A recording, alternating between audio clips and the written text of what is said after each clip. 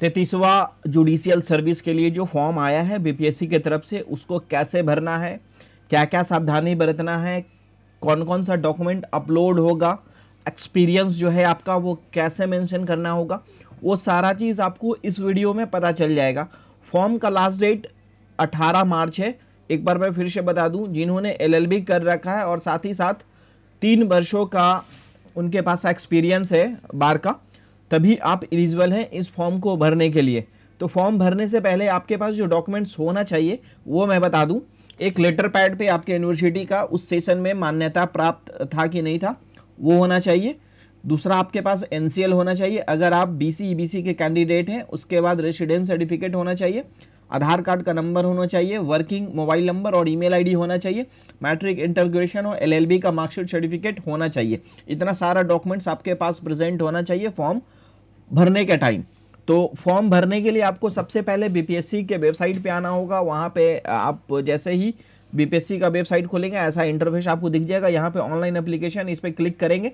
उसके बाद यहाँ से अगर आपने पहले से ओटीआर कर रखा है तो उसका स्टेप मैं कुछ देर के बाद बताऊंगा कि ओटीआर पहले वाले का क्या करना होगा, एलएलबी कैसे ऐड होगा या एक्सपीरियंस कैसे ऐड होगा, वो सारा चीज़। और अभी मैं फ्रेशर्स के लिए बता रहा हूँ कि जो फर्स्ट टाइम अपना फॉर्म अप्लाई करेंगे, ओटीआर करेंगे, तो ये ओटीआर सबके लिए कंपलसरी होता है। चाहे आप एलएलबी हो, बीएड हो, चाहे टीचर्स वाला जो वैकेंसी आ रहा है बीपीएससी ट्री, वो सबके लिए ये कंपलसरी ही होगा। तो सबके लिए ये कंपलसरी होता है, लेकिन क्वालिफिकेशन टाइप में जो आपका क्वालिफिकेशन होता है वो ऐड कर देना होता है। और बाकी वैकेंसी आता है तो उस समय वो आपका एलिजिबिलिटी दिखता है और वहाँ से आप अप्लाई कर सकते हैं। तो फ्रेशर के लिए सबसे पहले नया ओटीआर करने के लिए यहाँ पे न्यू रजिस्ट्रेशन आपको दिखेगा। देखिए यहाँ पे न्यू रजिस्ट्रेशन दिखेगा। न्यू रजिस्ट्रेशन पे आप क्लिक किए, वन टाइम रजिस्ट्रेशन। जैसे ही क्लिक करते हैं आपके सामने यहाँ पे जो डिटेल्स आ जाता है, ईमेल आईडी है, यहाँ पे ईमेल आईडी टाइप करेंगे, गेट ओटीपी करेंगे, ओटीपी मेल पे आएगा, वेरीफाई कर लेंगे, मोबाइल नंबर डालेंगे, मोबाइल गेट ओटीपी करेंगे, मोबाइल पे ओटीपी आएगा, वेरीफाई कर लेंगे। पासवर्ड बनाना होगा, आपका जो नाम होगा नाम के आगे @ उसके बाद कोई 3 डिजिट या 4 डिजिट का नंबर डाल के आप पासवर्ड बना सकते हैं। पहला लेटर पासवर्ड कैसा होना चाहिए, capital letter, small letter, special character और नंबर की का यूज करके। जैसे आपका नाम है राम, तो राम @123, इस तरीके का पासवर्ड होना चाहिए। और ये पासवर्ड आप बिल्कुल मत रखिएगा, जैसा मैंने बताया, आप अपना हिसाब से पासवर्ड रखिएगा।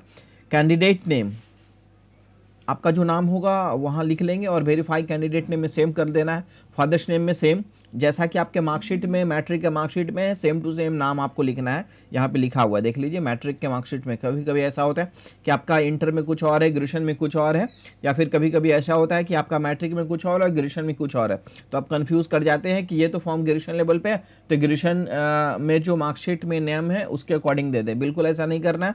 आपका जो नाम और एज वेरीफाई होता है, डेट ऑफ बर्थ, वो मैट्रिक के सर्टिफिकेट और मार्कशीट से होता है।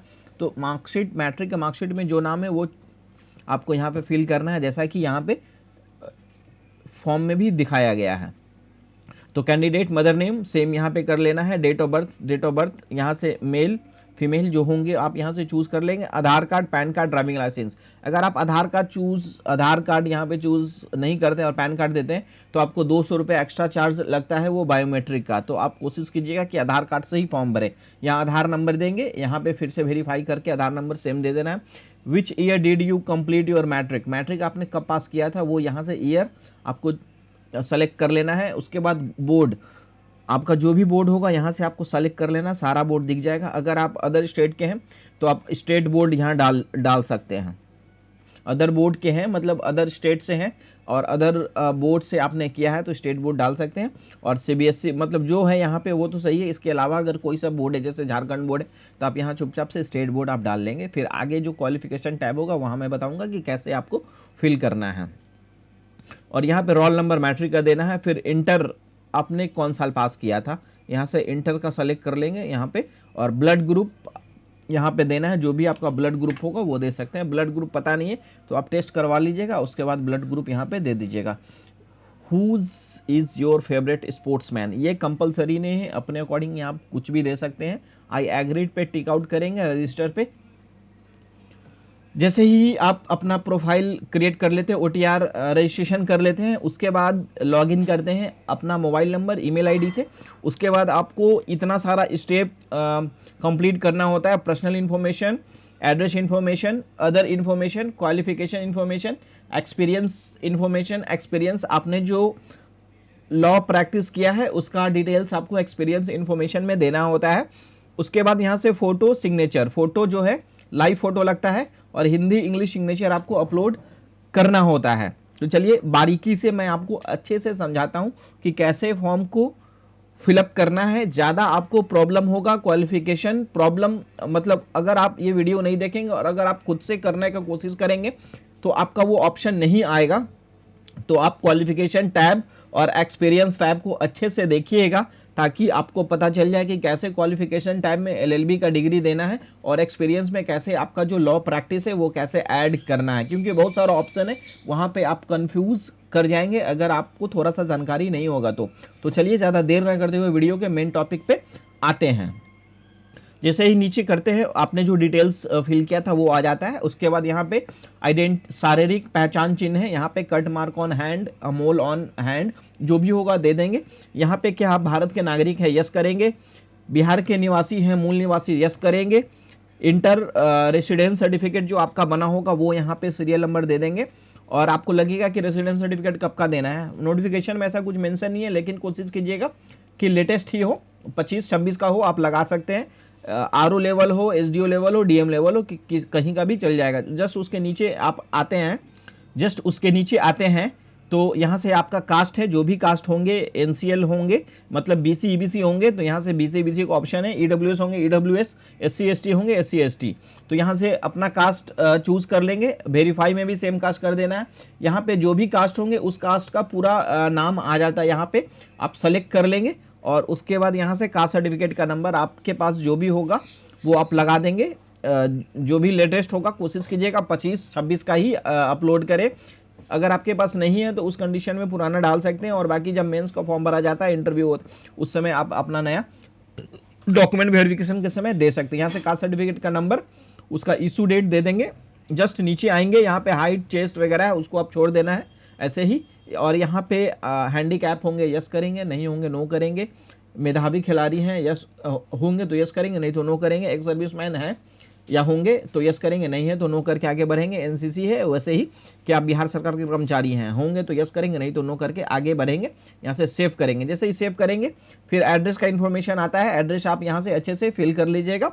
और उसके बाद अदर इन्फॉर्मेशन है, अगर आपके पास किसी तरह का कोई FIR वगैरह है उसका डिटेल्स यहाँ पे फिल करना है। तो उसके बाद मेन जो टॉपिक है क्वालिफिकेशन टैब का है। मैट्रिक इंटर का आप यहाँ से मैट्रिक, जैसे है मैट्रिक चूज़ कर लेंगे, यहाँ से क्वालिफिकेशन मैट्रिक आ जाएगा। जैसे ही मैट्रिक चूज़ करते हैं यहाँ पे क्वालिफिकेशन आ जाता है। सब्जेक्ट यहाँ पे मैट्रिक में नहीं आता है। स्टेट यहाँ से आपने जिस स्टेट से किया वो चूज़ कर लेंगे।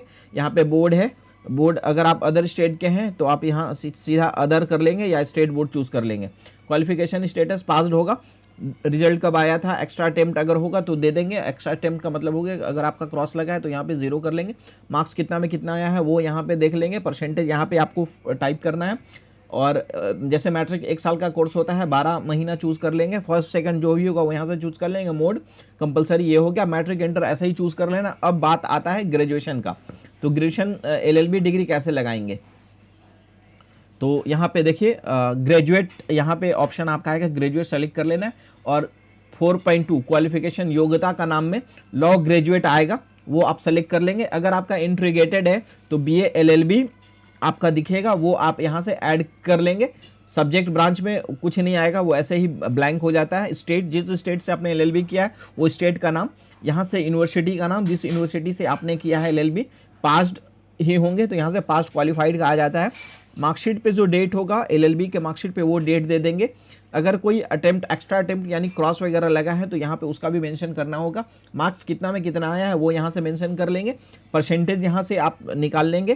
कितने साल का कोर्स है LLB, वो आप 3 साल का होगा तो यहाँ पे 36 हो जाएगा। अगर 5 साल वाला आपका इंटीग्रेटेड है तो यहाँ पे 60 हो जाएगा, यानी 5 साल का 12-25 60।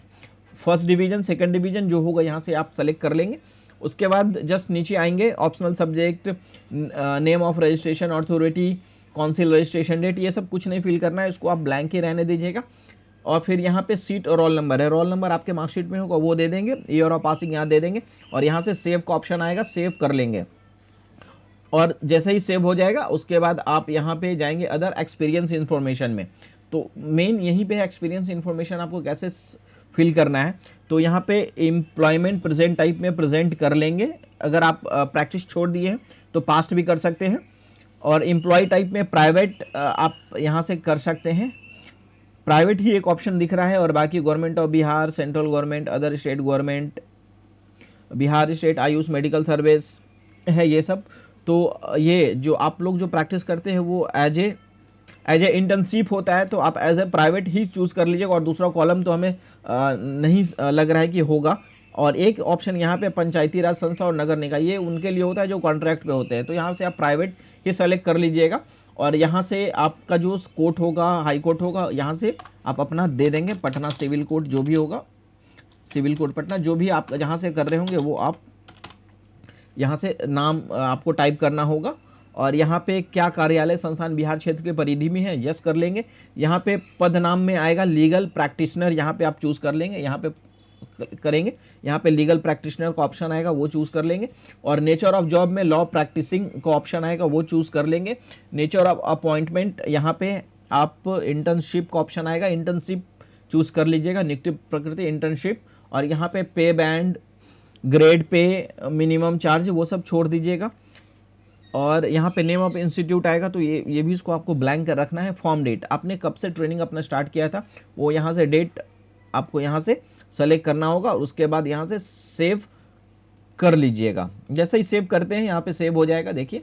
और सेव करने के बाद आपके पास फोटो साइन अपलोड करना होता है, तो live photo Hindi English signature upload करना है। हिंदी इंग्लिश सिग्नेचर का जो साइज़ है 220/100 या 220/150 करके भी आप अपलोड कर सकते हैं, 15 KB से नीचे होना चाहिए। यहाँ एग्री पे टिक करेंगे और सबमिट एंड लॉक पे क्लिक करेंगे। जैसे ही सबमिट एंड लॉक पे क्लिक करते देखिए प्रोफाइल कंप्लीट हो चुका है। न्यू एप्लीकेशन पे आएंगे और यहाँ से 33वां judicial service competitive examination service है, इस पर क्लिक करेंगे, व्यू पे जाएंगे, चेक एडवर्टाइजमेंट क्राइटेरिया करेंगे, सारा डिटेल्स आपके पास आ जाता है। यहाँ पे देखिए ये ग्रीन हो गया है। अगर ये ग्रीन नहीं हुआ होगा तो आपका जो एक्सपीरियंस टैब और क्वालिफिकेशन टैब में कुछ प्रॉब्लम हो रहा है, तभी नहीं ये ग्रीन होता है।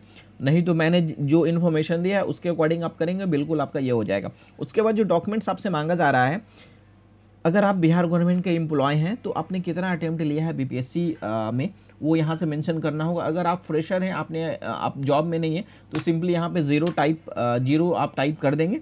और उसके बाद यहाँ पे है inter certificate number issued by concerned educational institute, यानी LLB का जो आपके पास सर्टिफिकेट है उसका सीरियल नंबर यहाँ से मांगा जाता है सर्टिफिकेट का।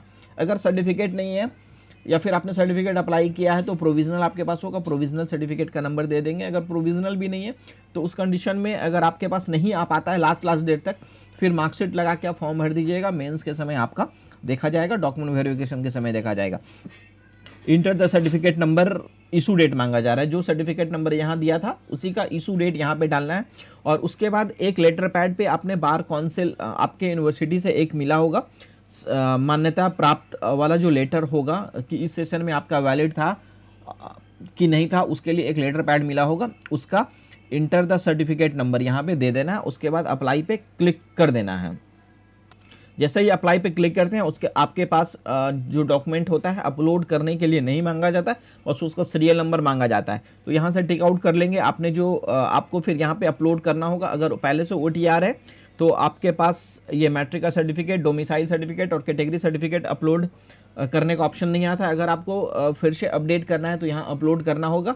और अगर नया आप OTR किए हैं तो यहाँ से आपको मैट्रिक का सर्टिफिकेट, डोमिसाइल और आपका कैटेगरी सर्टिफिकेट, कैटेगरी में अगर आप BC है तो यहाँ पे NCL का ऑप्शन आएगा और कास्ट दोनों का ऑप्शन आएगा। तो NCL वाले में NCL और कास्ट वाले में, कैटेगरी वाले में कास्ट सर्टिफिकेट अपलोड करेंगे। यहाँ से लाइव फोटो आपको क्लिक करना होगा, लाइव फोटो आप क्लिक करना होगा। उसके बाद यहाँ से आई डिक्लेरेशन पे टिक करेंगे और यहाँ से करंट लोकेशन जो है जहाँ से आप फॉर्म भर रहे हैं वो चूज़ कर लेंगे और यहाँ पे सबमिट पे फी पे क्लिक करेंगे।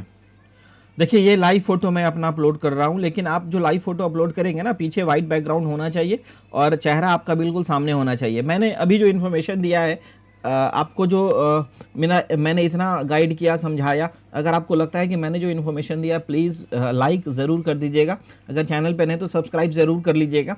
और आगे का प्रोसीजर भी मैं अभी बताऊंगा कि कैसे लाइव फ़ोटो अपलोड होगा। मैं तो अभी सिंपली आप लोगों को बताने के लिए लाइव फ़ोटो अपलोड करूँगा। देखिए मैं ऐसे किया, क्योंकि सामने कोई कुछ आना नहीं चाहिए, यहाँ पे सेट इमेज पे किया। देखिए ये लाइव फ़ोटो जो है अपलोड हो गया। ऐसे ही अपलोड करना होता है। उसके बाद सबमिट एंड पे फी पे क्लिक करेंगे। लाइव फोटो अपलोड होने के बाद सबमिट करते हैं तो आपके पास फ़ी पेमेंट का ऑप्शन आ जाता है। जैसे ही ओके पे क्लिक करते हैं, यहाँ से आपका डिटेल्स आ जाता है, फ़ी आपको पेमेंट करने का ऑप्शन आ जाता है।